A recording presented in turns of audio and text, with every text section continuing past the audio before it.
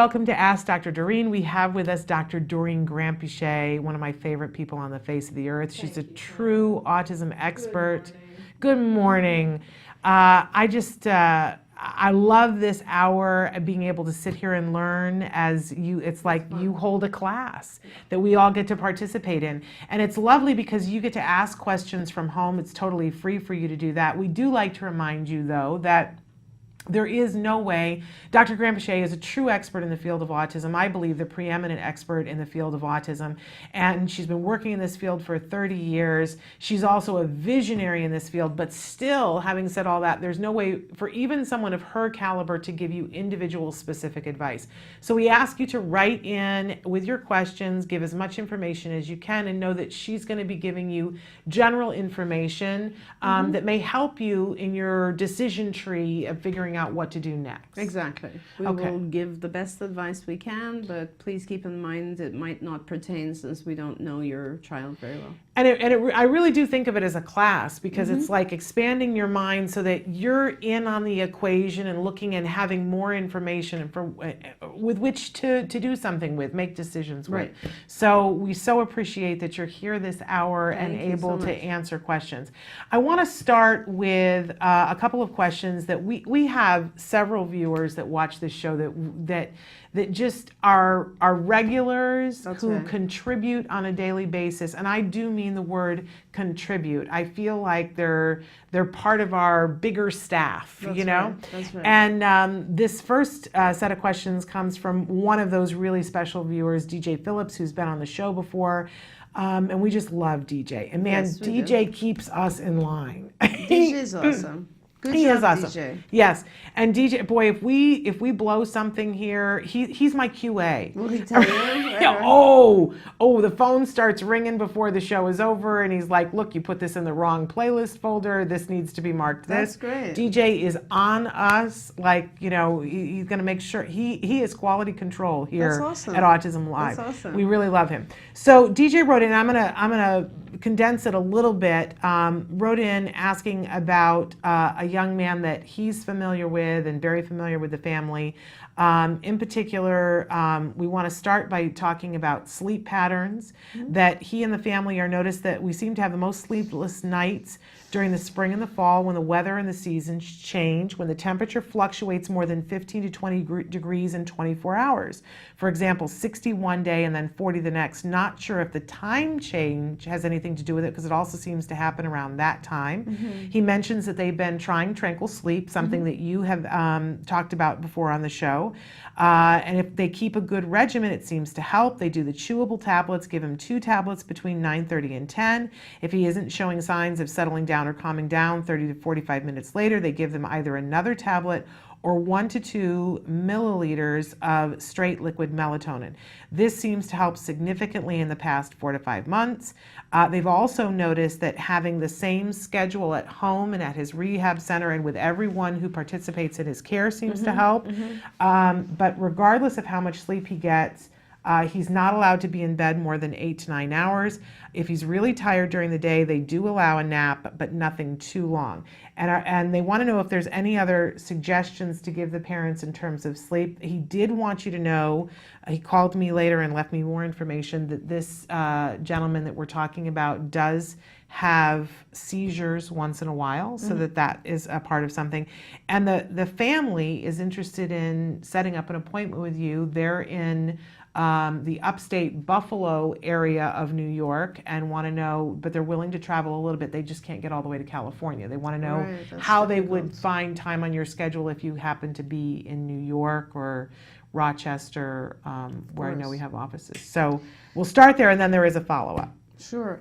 So yeah, DJ, you've figured this out pretty well. There is actually a seasonal disorder as well that exists. He may have that, I don't know. There's a lot of people that have seasonal changes, whether it affects their sleep or anxiety, depression. Those are some things that do often change with seasons. In his case, it sounds like the melatonin is working for him. I hesitate to do more than 6 milligrams of melatonin. That's 3 tablets. That's a little bit too much. One of the things that I know, and I can't make this recommendation, he is a patient, he's an individual who has a physician actively watching over him because he has seizures and he has all these other things going on. I really would recommend that some sort of conversation take place with his physician. One of the things I know that some of the parents of our adult patients have told us is that if they use 2 of the melatonin, of the tranquil sleep chewables, and it still isn't enough, they will supplement with Benadryl, which is pretty harmless and usually comes in a dosage of 25 milligrams. That's diphenhydramine, which is Benadryl. And if a lot of people tell me that the combination of 25 milligrams of Benadryl and then 1 or 2 of the tranquil sleep is fantastic sleep. It's deep sleep, it's comfortable sleep, and it actually helps the individual feel really well rested. So that's something else to consider, but I would suggest you throw that out at his physician and make sure that the physician says this is something safe to do for him, and then you can do that. But it sounds like, and then of course the other stuff is like making sure it's dark in his room. A lot of our kids are very, very sensitive to light and to sound. We don't realize that, you know this, DJ, that a lot of the patients have sound sensitivity, so they might be waking up from things that even we don't typically hear, like maybe the sprinklers go on outside or the trash truck outside, something that might be waking them up or disturbing their sleep. But it's a great idea to make sure he doesn't stay in bed more than 8 to 9 hours. That's of course very helpful. I don't know that you want to allow a nap. I'm not sure it's appropriate to have a nap at his age. I think that we get used to that, and I think you just want to kind of work away from the nap. I think this individual needs to have some stuff that he's engaged with and interested in, and of course it's very, very difficult because he has all these additional disabilities. So I would say you might want to perhaps help aid his sleep also with something like calming music or meditative music. He might enjoy that if there's a chance to get him like Bose headphones. I'm one of those people that has a hard time sleeping when there's a lot of stuff going on around me. And I have to tell you, my sound reduction or noise reduction headphones are unbelievable. Like they just make me feel like I'm in a sleep booth. Like as soon as I put them on, I am gone. And it doesn't even matter what's playing. Like I don't have to have I just want to put them on because as soon as you turn them on, there's white noise. And they're so fantastic. So that's something you might want to try. You know, given that this individual has also vision problems, we really need to allow him to try to use sound in more ways. So it would be really important for this person to like maybe be able to have, if there's access to a computer, allow him to have like editing software or something where he can make the music or the sound, he can control it, you know, like with visual problems and the CP and the autism and all of this, he has very little control over any aspect of his environment. So I feel like you need to come up with ideas of how to use his sensory, his touch, and his auditory a little bit more so that he can help himself stay interested, motivated, stimulated. You know, if he's not stimulated during the day, he's also not going to sleep well. Yeah, well, that was one of the things that I was thinking about, is that I even at this age, and I didn't share at the beginning that he is an adult between the ages of 24 and 25 and does have, he is blind, has cerebral palsy, and has autistic tendencies. So that's a lot to deal with. But still, that's a lot, yeah. I always think back to a friend of mine who has the most well-adjusted young male, now they're adult children, but I always remember that as kids, they were just the kids that everybody goes, oh, these are the kids that I want to have. Your kids are like that too. Your kids are polite and well-adjusted, and they seem happy, and you know what I mean? Thank you. And I remember saying to this woman, you know, what is your secret? Because you have these 2 boys, and a lot of times, you know, boys feed off each other's energy, and she said, oh, I just run them like dogs during the day. We swim every day, and I run them Yeah. like dogs so that they fall into bed. And I want to I like love get that. like a poster that says "Run them like dogs." I love that. Because love we it. all kind of need that. Oh yeah. Oh You know, my gosh. some sort of activity. Absolutely. And it can be physical absolutely. and mental depending on who. Have you ever seen when Ellen DeGeneres does a whole stand-up comedy routine about what it's like when she lays down to go to sleep No, and her no. brain goes, did I leave that money in my pocket? And then she goes through, no, it's fine. Oh, but what if it goes into the laundry? And then Yeah. and then she gets up and then she does 3 things and then she goes to bed. It's a whole half hour about how That's crazy we get hilarious. when we go to bed. So, but I think that being physically and mentally tired Absolutely. makes that monkey Absolutely. brain kind of thinking diminish. No question about it. And we don't know, of course, what the possibilities are for this individual. Right. Swimming, I find, is a huge help for individuals with CP if they can learn to swim and manage that. Any kind of physical exercise, absolutely, I'm 100% in agreement with that. It doesn't have to be full body either. It could be just upper body if necessary.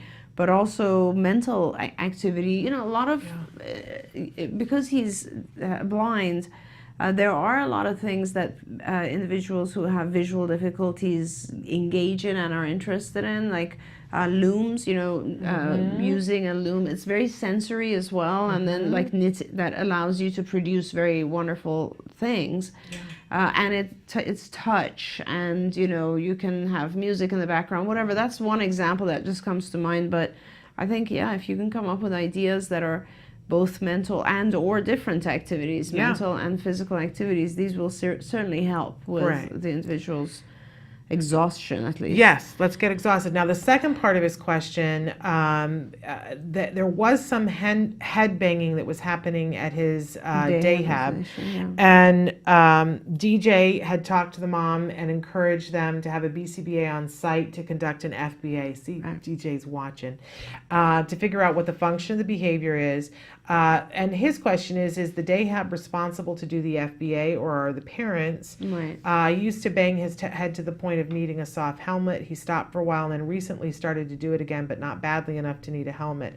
And again, the mother would like to make an appointment. Right. And what's the best way to make the appointment? Well, it's very difficult, but I think, you know, it depends on when I go out to the East Coast, and that's never really something I can predict. I know that it's not going to happen the end of this year. Okay. I mean, all my trips are already booked until probably February now. Okay. I've sworn to myself never to go to upstate New York in February. I've done that. I've lived in upstate New York in February, and I know why. I've done that. I spent about, I think, 8 hours on sitting at Rochester Airport, followed by going to New York City, I think, and then getting stuck in JFK for another 4 hours or something. So good time. Yeah, the upper, that area you want of to the go country. in October and see the leaves. Exactly.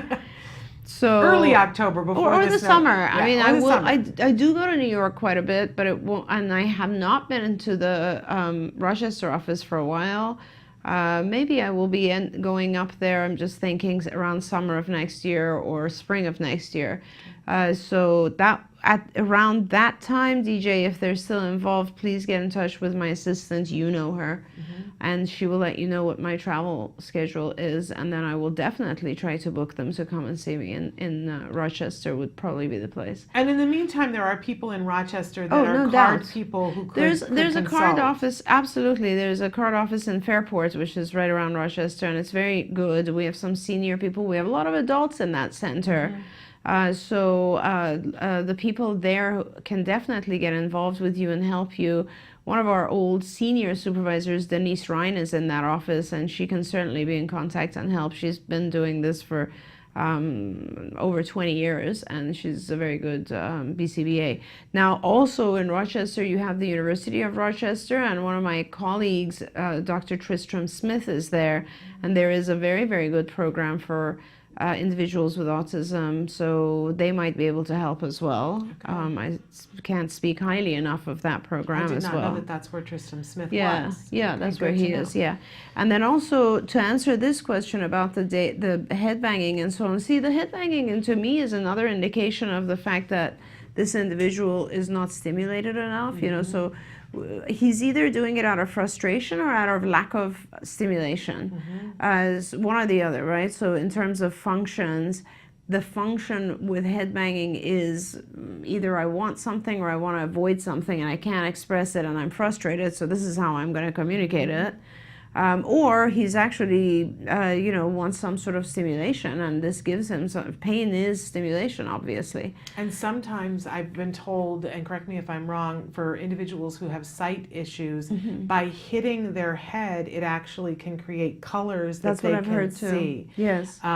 Which we can sort of understand then why you would go through the pain in order to be able to see colors if you were bored out of your mind. Absolutely. And also, depending on the direction of hitting, if it's sideways, it's more likely visual stimulation. If it's forward, it could also be activating the parasympathetic, which means that it is calming.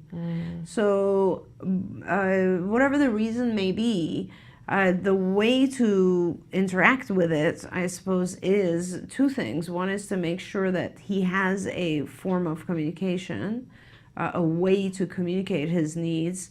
Obviously, there are, you know, you would have to teach him some sort of, for our kids who are visually impaired, we do a PEX type system that is touch. So there's textures involved with it. I'm not sure if there probably is some form of Braille system that is a picture exchange communication system. You might want to look into that. I believe there is. There is. There yes. must be. So that would be the direction to go. It's really, really important that he has a way to communicate with the outside world. I can't stress, that is the most important thing that you can do, is to teach him how to interact with the world.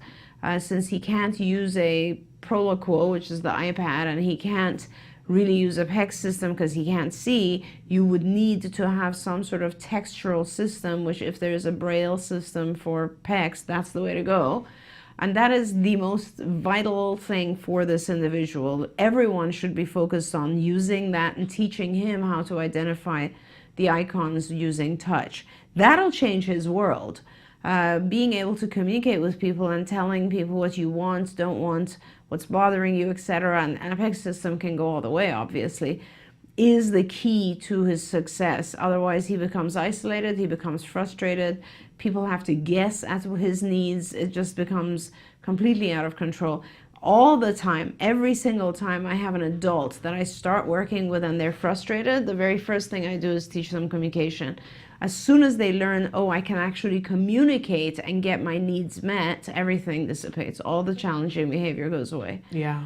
So that's the most important thing right now. Absolutely. If you think for just a second about the story of Helen Keller, and that before Annie Sullivan came to work with Helen Keller, they thought she was a wild animal. She ran around the dining room, she ate off of everybody's plate, she threw things wherever, did whatever she wanted to do. And as soon as Annie got her to understand the first word and then the second word, I really think the second word was the pivotal word, everything changed. And she became a world, you know, speaker, you know, wrote books. Exactly. This is a woman in a different century who was blind and deaf. If we ever need to be reminded what a difference functional communication can give somebody, that's it. That's exactly, perfect example, right. And DJ, I don't want to forget to answer the question, which is that does the HAB Center, are they responsible or are the parents? It really depends on what kind of day HAB center it is. If it is a state-funded day HAB, then they are responsible. If it's a private day HAB, then the parents are responsible. So that's really the issue. Good to know. We have got to take a break. I've made you work way too long. Sure. But we're going to take a break, and then we're going to be back with more of your questions for Dr. Doreen Granpeesheh. Stick with us.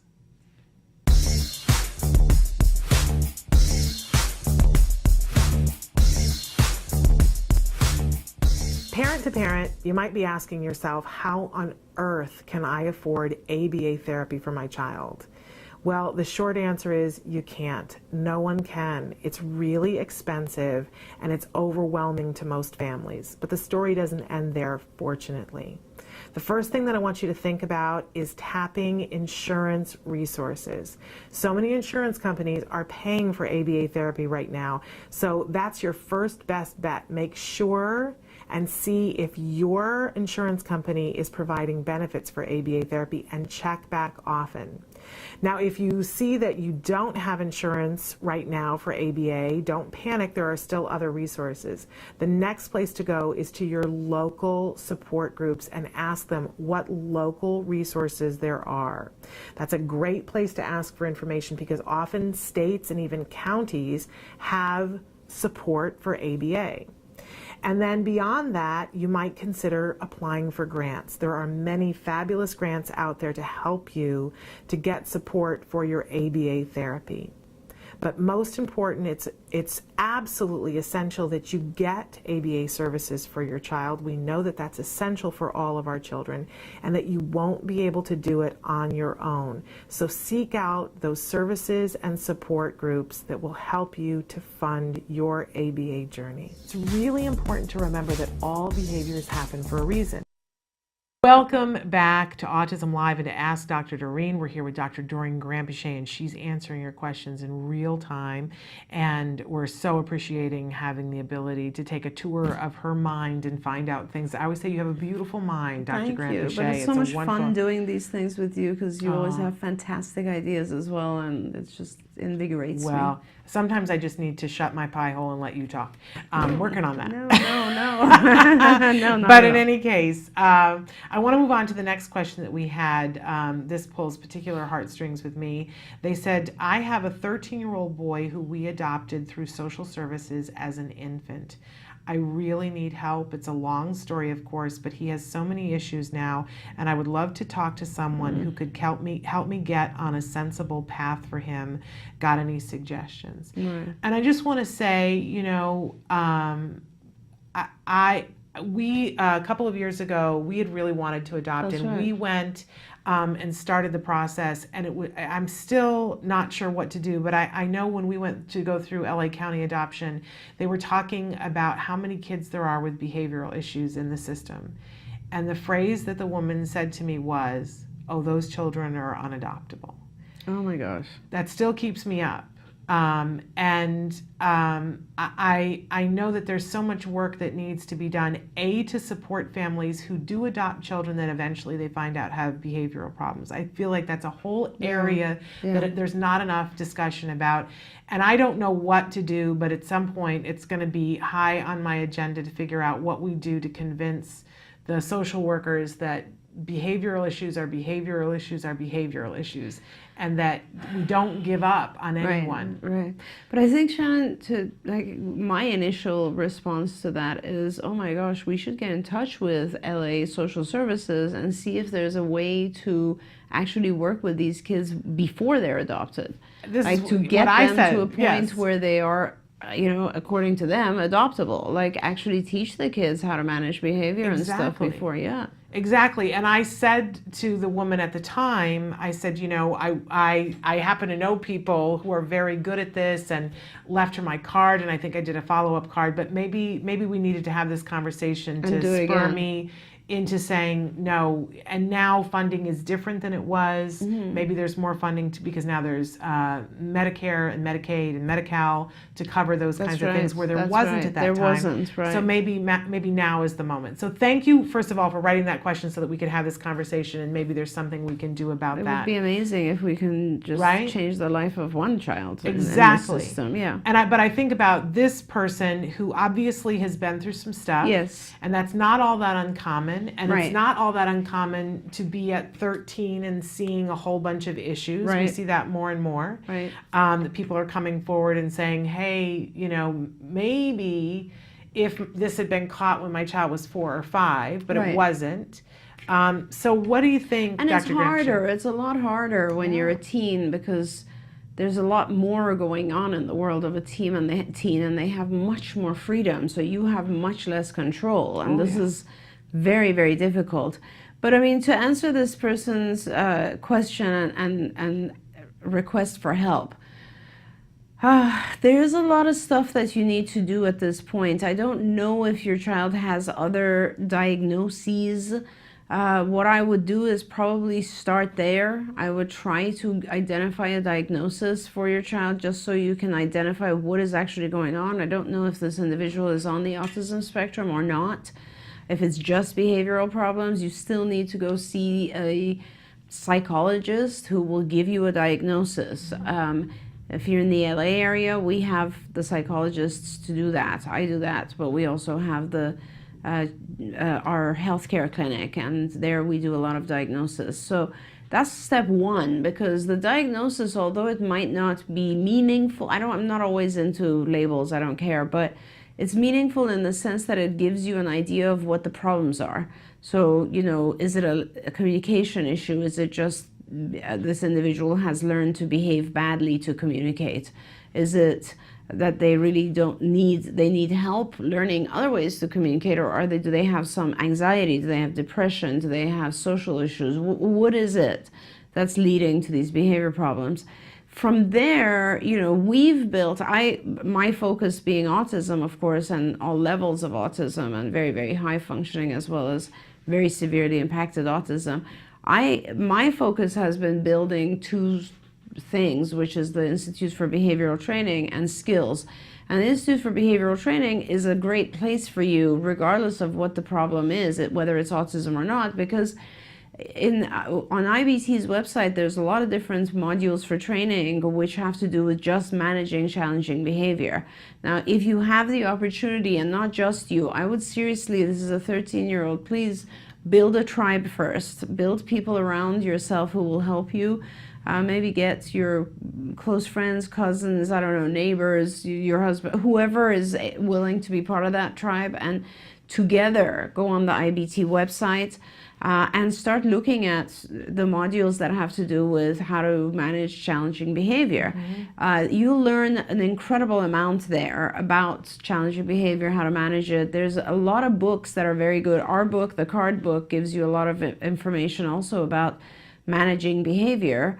You do have to learn that stuff. Another way to do that is to actually go for and try to become a board certified autism technician, the BCAT, or a registered behavior technician, the RBT. You learn a lot of stuff as you go towards that. IBT has a training package for those certificates as well. Train yourself. It's hard to not, like when a child at 13 is doing a bunch of stuff, you're like, you're at your wit's end and you almost want to react all the time.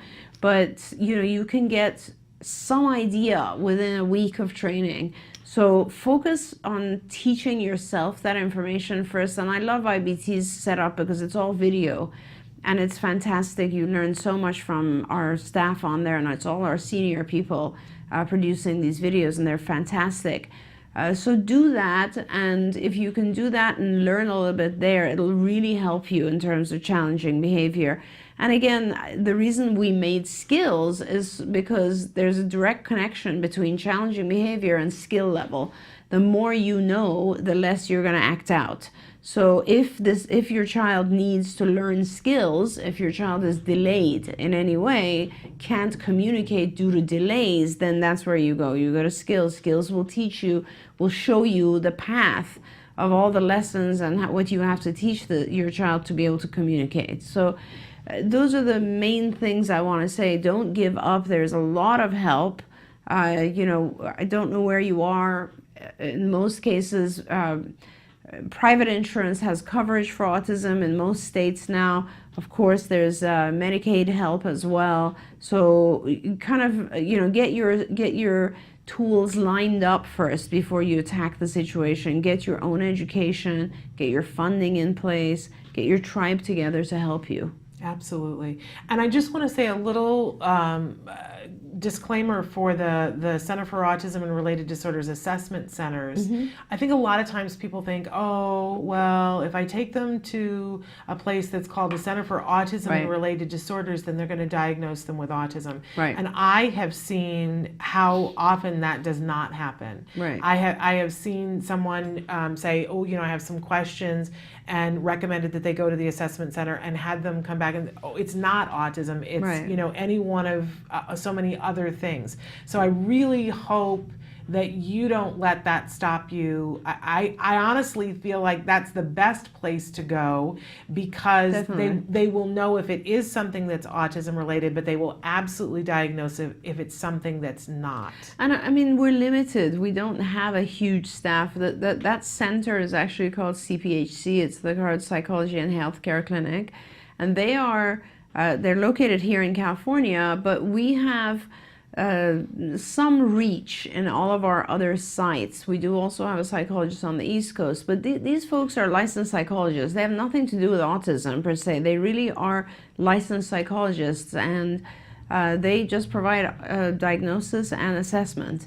So that's a really great place to go. Depending on where you are, a lot of universities also have a good diagnostic center. So that's really what you have to start with. Okay. I got a couple of quick programming Sure. notes. To the person who said, Shannon, you were my own personal Oprah, the check is in the mail. I love you. What a nice thing to say. We had somebody write in and say, hello, I'm a first responder, firefighter, medic, and I have some questions. Great. Bring them, but you didn't tell us what they are, and I don't want to assume. So feel free to write those questions in now or whenever. Also want to say, somebody wrote in and said, will it be okay if a group shows this as a fundraiser? I'm in Kiwanis and we have a project for children who have autism, and I'm loving this. Now, I'm not sure what the this was. This is why we say be as specific as possible.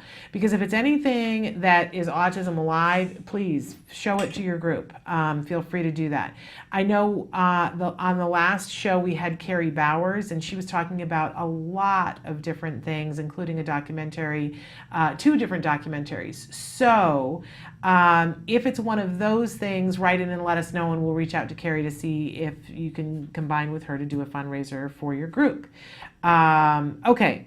And then one of our other really regular guests that we love so much on the show, Mike Hipple, has written in response to the sleep question, says, I believe the moon plays a part in the change of sleep and sleeping and behavioral. And he wants to know what you think. Do you think the phases of the moon has anything to do with that? Well, it's not just what I think. It's a known fact that there are actually seasonal related disorders, and sleep is definitely one of them. In fact, I forget the name of the disorders, but they're in the DSM. Okay. So there is a seasonal connection with some people, no question about it. It could very well be the moon. I personally, I would say I agree with you, Mike. I'm Yeah. there. Okay. Next question. I'm a live-in caregiver for 2 young men on the spectrum. I'm looking for local community-based functions such as dances, clubs, etc. Is there a website that you know of that shares that kind of information? And first of all, we want to say, hey, what an awesome thing that you're a live-in caregiver and that you're watching the show and asking questions. Don't we all want to know that there are people out there, caregivers like that? That's a woohoo for me. Yeah, honestly, that you care so much to be trying to find better stuff for them. That's fantastic. I would probably look on Love My Provider. I don't know if they have like clubs and so on, but that would be a good place to start. Love My Provider has, they're like the Yelp for services for autism. So they have a lot of different things on there that you can look for. And there's lots of other places that you can find organizations in your area. But when it comes to events, can I tell you the newest thing that I have found that I love so much? Yeah. Is on Facebook. If you start to make friends with people in your community and you go to events on your Facebook page, and it tells you what the events are that you've been invited to. But if you scroll a little bit further, it tells you all of the events that all of your friends are interested in your area, and you can choose between today, this week, or this month, and you can go months into advance. The things that I find out about when I scroll down into that I otherwise would not know about. That's amazing. Like exciting things. And a lot of them, because I have a wide base of autism friends on Facebook, a lot of them for me are autism events. That's fantastic. And some of them are not autism events, but I can look at it and go, that would be a great event, That's so to cool. take people that are on the spectrum too. So, you go on your Facebook, you go to events, You scroll down past what it's showing you for your events. The first heading it says is things that you might be interested in, and that's things that your friends are interested in. And then below that, it just does things in your area. That's so awesome. It's fabulous. I showed that to my husband 2 days ago, and he was like, "What?" Especially because it's that time of year where there's a lot of like really Fall bizarre events. stuff, Oh, you know, yeah. fall events, Halloween Halloween stuff, That's cool. and like there's some very interesting stuff in LA. I'll That's show you during amazing. a break. I've never done that. Yes. Okay, we're going to take a short break so I can show that to Dr. Granpeche, and we'll be back with questions from you and having Dr. Granpeche answer them right after these messages.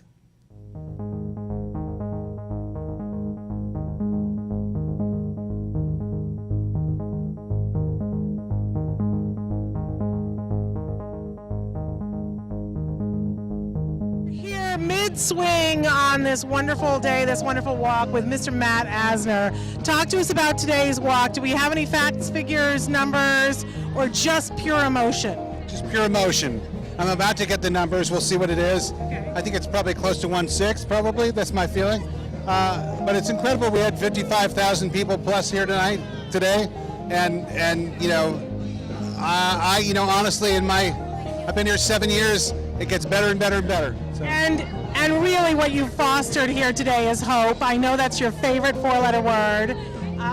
Where are we without hope? Where are we? Really, I mean, seriously, where are we without hope? Hope is everything. Hope is eternal.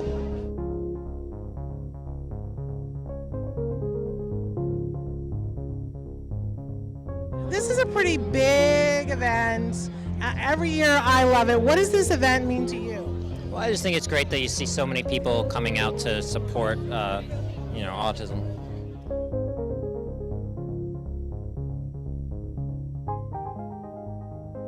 So we're here with Max Burkholder. In your life, there's a whole community of people that are going to love you no matter what you do, no matter where you go, no matter what you do, and that's the autism community. Are you okay with this? Is this a good thing? I'm pretty okay with it. This seems to be a pretty happy, supportive community.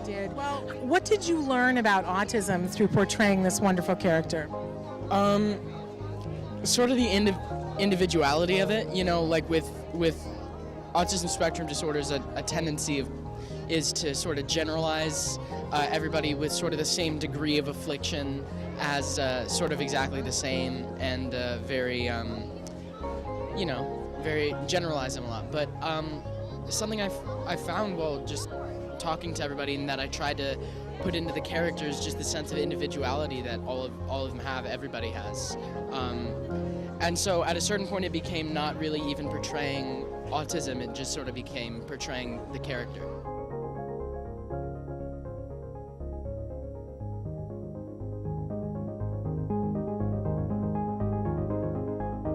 I want to say thank you on behalf of everybody for what you do. That's very sweet. To bring awareness and to raise money. That's a tremendous, tremendous legacy. But as a dad, you've got other things that you're doing as well. Yeah. I want to know, as a family, if you have any advice, what's been something that's been helpful to you personally? You know, get your autistic kids out in the community. I mean, my son's got a guide dog, so he goes to a lot of cool places. He surfs, he skis, does gymnastics. He's actually trying Hebrew school. I'm not quite sure if he knows what's happening there, but he does all kinds of cool things, and he has a lot of friends. Right now, most of his friends are the adults who take care of him, and over time, hopefully he'll have more friends who are his age, and you'll see him walking around, and people won't be nervous around him. The dog's been very helpful with that.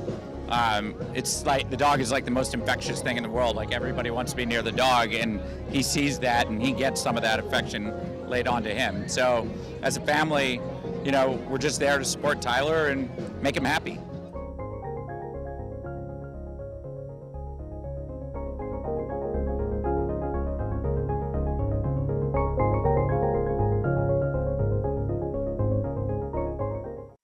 Welcome back to Autism Live and to Ask Dr. Doreen. We're here with Dr. Doreen Grandpichet, who is just one of my favorite people on the face of the earth. You're so kind. No, I you get do all so my much. reinforcers here today. You do so much for so many people. It's amazing. Thank you. Okay, last week we had almost an entire show that was about school issues, and there was one question that we didn't get to that I felt really bad about. Hello, ladies. I think my high-functioning third grader, age 9, is ready to move on from his star charts to a more age-appropriate behavior management system in the classroom. Any recommendations or resources that I can look into? So far, he's off to a great start this year. Woohoo. And I'd really like to keep it going, and thanks for your expertise. That's awesome. So, I would talk to his teacher, because every teacher has their own equivalent of a star chart. Essentially it's called a token economy, and it can be as young or as mature as you want it to be. So ask the teacher, ask the resource people at your school to set up a token economy for your son and work with them. I mean, the visual look of it is whatever they want. The key to a token economy is just having enough reinforcers so there's a balance, so that each of the tokens, which in this case up till now he's had star charts, stars, but I mean they could be actual tokens, they could be whatever, check marks, they could be satisfactories, whatever they are. But once you get a certain number of those, they are traded in for some valuable reinforcer. The importance of a token economy depends on the fact that the balance exists, so that you never put too many, let's say, stars for a small reinforcer. There has to be a balance so that the individual continues to be motivated, excuse me, to work for it. Now, the example of that, of course, is if you really think about it, going to work every day, we receive tokens. The tokens that we receive are money. Money is not a reinforcer, it's a token with which you can purchase real reinforcers. So if you work on a job that you work too hard for not enough money, you're going to quit. If so that's what I'm talking about. It has to be a balance between the system, and really that has to be built with the teacher, with the resource center, because they are the people who will be actually administering those tokens. Yeah. At some point I want to do a blog with all the spare time I have about all the different token economy charts that we had for GEM from the beginning of time. It's funny how something cycles in and cycles out. When he was in kindergarten, it was simple. It was so simple. We had X number of tasks, or it was even simpler than that. When we first started, we had daddy dollars and Disney dollars. Okay. And we took and made fake money that had pictures of me and my husband on them. Right. There was mommy money and daddy dollars that translated into Disney dollars. That's what it was. Right. And so if he did a good job, and we just said, it was very vague in the beginning about he had to do a good job, and that meant lining up and so on and so forth in kindergarten. If he did, at the end of the day, he'd get a mommy. He got a mommy money or a daddy dollar that he got to come home, and it became a Disney dollar, because when he had 42 of them, he got to go to Disneyland. Fantastic. And he counted them like a crazy person. That's he kept them in right. So and we, the day he had 42, we went to Disneyland. That's right. Amazing. Anytime that happened. But then it got complicated into each. Because there were certain times of the day he did better than others. So there was star charts that had every part of the day, and he had to get a certain number to get the daddy dollar, right? So it was like a token economy with a token economy, right? Yeah, it's hard. Then we have it somewhere on our Facebook site, because we did them here, we did a whole video on token economies where we did a format here that you could customize for yourself. There was a big one and a little one that it just had the 5 different times during the day, and you could customize what the stickers were. And there was a place to put what am I working for on it. Exactly. And we had 22 little things that you could pick what you were working for. Then he went to just an index card that had check marks on it with nothing written on it, because he was in 6th grade, and he was like, I don't want people seeing. So he would get, if he had 5 little check marks, that meant that he got, time after school. And now, can I tell you how we keep track of how he's doing at school is that I have an app that is, it's called Infinite Campus. and it tells me every time he has a grade, a teacher can give him a behavior grade and it gets sent directly to me, and then I can Amazing. show him. So none of his friends can see, That's but I fantastic. can see. Yeah, that's amazing. So it kind of, it grows and it shrinks, and it's like whatever. And as you said, it has to be something that teacher is willing to do, Absolutely. because you could devise the best token economy, and if the Absolutely. teacher is like, or doesn't use it properly, Yeah. it's pointless. But I love that there's an app already that teachers can communicate that way. It's And by the fantastic. way, this is an app that schools are subscribing to that's for everybody on campus. I can set it to tell me all, like if he's late to class, my phone will go ding, That's and I know that amazing. he's late to class or that he hasn't shown up to class. That's How much amazing. do we love that? I know. And, It's fantastic. What is it called again? It's called Infinite Campus. Infinite Campus. And it tells me every time he has an assignment, Right. what grade he got, or if it's missing, Wow, that's amazing. which is spectacular. It averages so that I know every single day. And he has a copy of the app too. And this year at his school, every week on Friday, they make them go into their app themselves and write down their grade so that they're Perfect. accountable, That's right. which is really wonderful. It's been, I called it infinitely fabulous. That's amazing. That's When it works, it's fantastic. great. Sometimes it doesn't work, and then I want to Absolutely. throw myself down a flight of stairs. Because then it's like, oh, you missed this communication, right? Right. Okay. I think we should take a short break, and then we're going to be back with a couple of more questions because we're getting down to the end of the hour. Stick with us. Infinite Campus. Yeah. So the school has to turn up.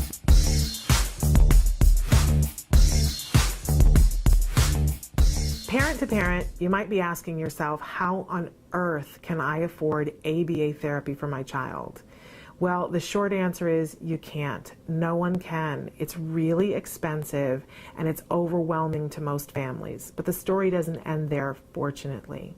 The first thing that I want you to think about is tapping insurance resources. So many insurance companies are paying for ABA therapy right now. So that's your first best bet. Make sure and see if your insurance company is providing benefits for ABA therapy, and check back often. Now, if you see that you don't have insurance right now for ABA, don't panic. There are still other resources. The next place to go is to your local support groups and ask them what local resources there are. That's a great place to ask for information because often states and even counties have support for ABA. And then beyond that, you might consider applying for grants. There are many fabulous grants out there to help you to get support for your ABA therapy. But most important, it's absolutely essential that you get ABA services for your child. We know that that's essential for all of our children and that you won't be able to do it on your own. So seek out those services and support groups that will help you to fund your ABA journey. It's really important to remember that all behaviors happen for a reason. Welcome back. I'm just bringing up Infinite Campus because I love it so much. Okay, we're here with Dr. Doreen Grampiche, and she's answering your questions in real time. We had a question come in, all in caps. My son is 22 years old, has mild autism, very introverted, says he sometimes hears voices. He has no insurance and doesn't take meds. I need help. What do I do? Yeah.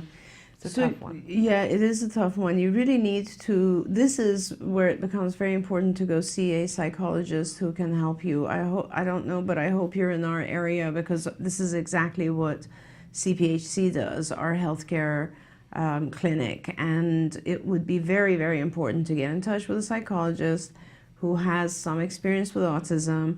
This could be autism. It could also be schizophrenia. The development of schizophrenia usually starts with hearing voices, but it could just be autism and your son is not able to differentiate. We all hear voices. We all have the voice inside our head, which is our thoughts. It's when we lose control of those voices that it becomes a little bit dangerous and scary. But it is very important that you get him to see a psychologist, preferably a psychologist who has some experience with autism. We have those people here. I don't know where you are. If you perhaps let us know where you are and we can try to help you. That's the first thing you do. And then depending on what it is, the treatment for it is different. You know, we have some lessons in skills that have to do with, I think they're called think, say, do, or thinking versus saying. So it helps our individuals understand what it's like to have thoughts in your head that sound like someone else speaking to you. On the other hand, if it's something different, if it's schizophrenia, for instance, then you really have to work on getting the right regimen of medications for him before you do anything else. So I think the more important thing right now is to find out actually what's causing this. Yeah, I think we all start to panic whenever. I remember Jem being about 6 and saying that he heard somebody say something, and I thought, oh no, you know, is this schizophrenia? I think that's everybody's fear. Right. But you know, a lot of times it is that inner voice. There Yeah, are all a lot of kinds times of it is. books Absolutely. written about this. Eckhart Tolle, you know, writes, you know, endlessly about that voice that says, I'm so tired of this, and then you're thinking, you know, so Absolutely. who said that? Absolutely. Is that just a part of myself? And that's a hard concept for an individual Right. who's on the spectrum to understand. Exactly. So we want to make sure about that. And even for people who, you know, schizophrenia is not something that anybody particularly wants to have their child diagnosed with, but there's a lot of help for that now, is there There not? is a lot of help for that, and really it depends on, you know, this is the age that it typically occurs is in the early 30s, 20s to 30s, and you just need to find out soon rather than later, and then there's a lot of medical help, and then of course there are a lot of individuals who, if they are on their medication, do perfectly fine with schizophrenia. So don't worry, don't panic, take it a step at a time. Let's just get the correct diagnosis, find out exactly if there are actually voices, or is he just hearing himself think. Okay. That's important. Next question, how do we calm down a son on a meltdown? Yeah. This is a question that we get in lots of different formats. Right. Because I talk about fear and being overwhelmed. I think if you've ever had a child who's had a meltdown in a public place, I think it makes you less likely to go out in public. It makes you less, because you're afraid of it. Absolutely. You know, and I think our kids pick up on that. You know, I don't think it's a coincidence that our kids sometimes have tantrums, maybe not meltdowns, but tantrums in a place when we least can handle it, right? Tell me about it. Right? I will never forget this like probably hour-long tantrum that my youngest had when she was, I think, I want to say 2 or 3 on a plane. It was crazy. I was like, I took her to the bathroom after a while, and I just stood there with her, tried to put some water on her face, and it was just worse. And I thought to myself, well, while this was happening, I was thinking, well, she's either going to stop at some point, or the captain's actually going to come and like tell me to get off the plane because I'm abusing my child. Like, someone's going to wonder why this child is screaming for an hour, you know?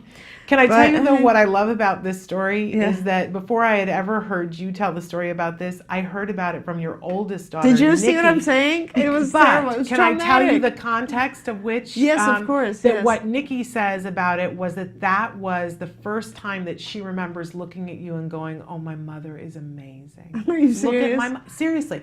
That she looked at. Isn't that funny? That like That's for you, amazing. it's like a memory of, oh, this is the worst possible moment. But your oldest daughter looked at that and went, "Look at how amazing my mother is." God bless her. That you were accepting Charlie for who she was, that you took her in the bathroom and you were like, okay, let it out.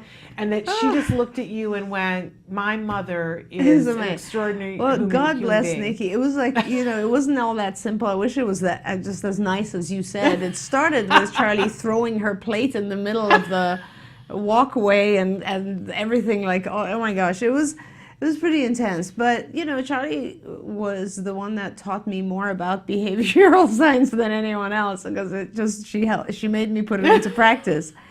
But the truth is that a meltdown is always a communication. And, you know, even back then, Charlie was just exhausted. You know, these were 11-hour flights from Europe back.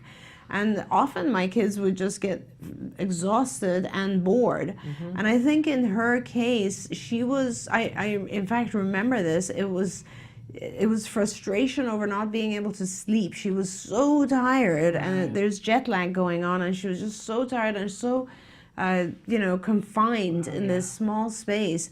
And oftentimes I would have a lot of toys and stuff, but sometimes it just isn't enough, and my attention was on the other two. Right. And so dealing with that, so to answer this question, it's always about something that the individual is trying to communicate. Unfortunately, at the point when it's happening, that's the worst time for you to try to figure out what it is. You simply have to let the person wear themselves out. There is nothing you can do once it has started. The only thing you can do is ignore it. You cannot attend to it. You cannot find out what it's about. You cannot ask. You cannot try to offer objects. You cannot do any of that, because any of that will just make it worse. It might not make it worse. Like, for instance, if the person's screaming out because they're thirsty and I give them a glass of water, it might not make it worse right then. They might stop right then, but they will learn that if I want water, I will scream. So now you've made a pattern of it. You've reinforced that behavior. So when it's happening, you just need to ignore it and let it go away, as long as you can keep the individual safe. And the reason I took her to the bathroom was because it was disturbing everybody around us. But hey, you want to scream, go ahead and scream. Right. So the issue with how to calm down my son who's on meltdowns is such a broad subject that and we only have 2 minutes, so I can't really give you all of that right here. But what I want to tell you is that it is about communication, and what you have to do is you have to learn about the functions of behavior. You need to go on the Institute for Behavioral Training website, learn what challenging behavior is about. Start learning about the functions, the reason that people act a certain way. There's always a function, a reason. And it's always to gain something or to avoid something. Always. You either want to gain an object, or you want to gain attention, you want to gain activity, or you want to avoid an activity, you want to avoid a place, you want to avoid a demand, you want to avoid a person. It's one or the other, always. And so once you know that, once you can identify why the person is having a meltdown, then it becomes easy to teach them ways to communicate their needs prior to the meltdown. And if you're successful at teaching the person a better way to communicate, the meltdown just will, over time, it'll go away, because the meltdown won't be effective, but the communication will be. And then the person will learn, why am I even freaking out? I can just ask for it. And that's really the way to go. But go to the Institute for Behavioral Training website, IBT.com, ibehavioraltraining.com, and there you'll learn a lot about how to handle meltdowns. Great. We're so out of time, but when can somebody expect you to be in the card to be in Southwest Florida? I don't know. I have to find out about that. I know we've made a few. I think we're actually opening a school in Boca Raton right now, is what I understand. But I will find out and I will let you know. Okay.